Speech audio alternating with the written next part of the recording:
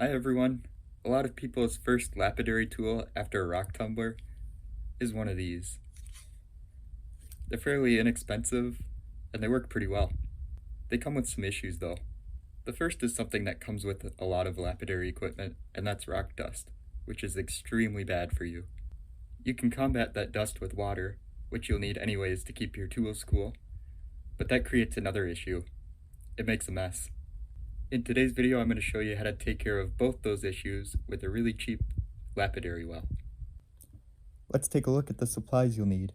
It isn't much. You just need a large clear plastic tub and a pool noodle, or something similar to that. It might seem weird, but you'll see what it's for in a bit. So now you have your supplies, so let's actually build this thing. The first thing you'll need to do is draw 2 circles on the front of the tub that are big enough to fit your arms through. Try to keep them somewhat wide apart, but not so wide that it becomes uncomfortable. You also need to draw a little circle on one of the sides to fit the flex shaft into. It's really important that anytime you're working with a rotary tool while using water that you have a flex shaft attachment. This prevents you from getting zapped. Once you have your circles drawn, it's time to cut them out. I assume if you're making one of these that you'll probably have a rotary tool, so that's what I use to cut out the holes. Now that the holes are cut out, it's time for the pool noodle. You're going to cut 2 shorter lengths of pool noodle to be used as armrests. After you cut the 2 lengths of pool noodle, you're going to want to cut a line all the way through one side. You're going to take your slotted pool noodle pieces and put them on the bottom of the holes, which is a lot easier said than done. But it is doable. And just like that, you're done.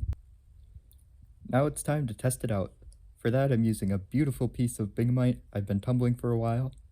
It's a really cool piece with the way the light plays off of it, but you'll notice it has a few bad spots, so I'm going to grind those out quick. To use your new lapidary well, I just filled another tub with water and put that inside of this one.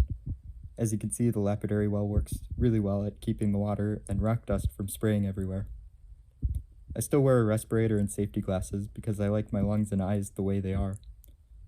I thought it was kind of interesting how much the Binghamite sparked while I was working on it, and unfortunately I was a bit of a dummy and forgot to film the piece when I was done with it, and it is currently back in the rock tumbler. But this was more about demonstrating how the lapidary well works anyways. Hopefully you found this tutorial helpful. Thank you for watching.